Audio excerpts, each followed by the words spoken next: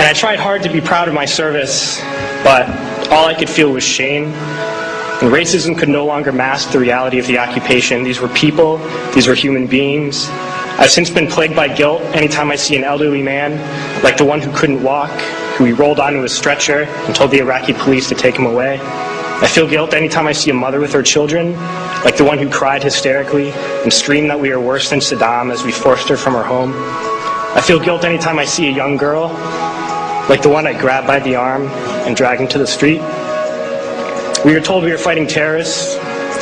The real terrorist was me, and the real terrorism is this occupation. Racism within the military has long been an important tool to justify the destruction and occupation of another country. It has long been used to justify the killing, subjugation, and torture of another people. Racism is a vital weapon employed by this government. It is a more important weapon than a rifle, a tank, a bomber, or a battleship. It is more destructive than an artillery shell, or a bunker buster, or a Tomahawk missile. While all those weapons are created and owned by this government, they are harmless without people willing to use them. Those who send us to war do not have to pull a trigger or lob a mortar round. They do not have to fight the war, they merely have to sell the war. They need a public who is willing to send their soldiers into harm's way. They need soldiers who are willing to kill and be killed without question. They can spend millions on a single bomb, but that bomb only becomes a weapon when the ranks of the military are willing to follow orders to use it. They can send every last soldier anywhere on earth, but there will only be a war if soldiers are willing to fight. And the ruling class, the billionaires who profit from human suffering, care only about expanding their wealth, controlling the world economy. Understand that their power lies only in their ability to convince us that war, oppression, and exploitation is in our interest. They understand that their wealth is dependent on their ability to convince the working class to die to control the market of another country. And convincing us to kill and die is based on their ability to make us think that we are somehow superior. Soldiers, sailors, Marines, airmen have nothing to gain from this occupation. The vast majority of people living in the U.S. have nothing to gain from this occupation. In fact, not only do we have nothing to gain, but we suffer more because of it. We lose limbs, endure trauma, and give our lives.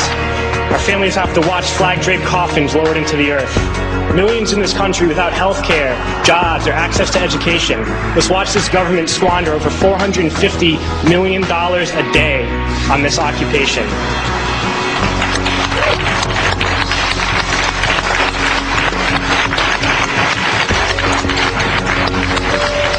Poor and working people in this country are sent to kill poor and working people in another country to make the rich richer. And without racism, soldiers would realize that they have more in common with the Iraqi people than they do with the billionaires who send us to war.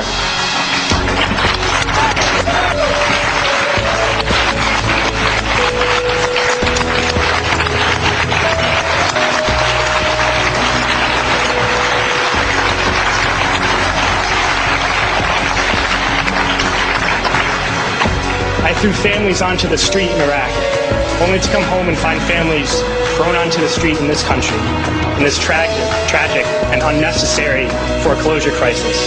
We need to wake up and realize that our real enemies are not in some distant land. They're not people whose names we don't know and cultures we don't understand. The enemy is people we know very well and people we can identify. The enemy is a system that wages war when it's profitable. The enemy is the CEOs who lay us off from our jobs when it's profitable. It's the insurance companies who deny us health care when it's profitable. It's the banks who take away our homes when it's profitable. Our enemy is not 5,000 miles away. They are right here at home. If we organize and fight with our sisters and brothers, we can stop this war, we can stop this government, and we can create a better world.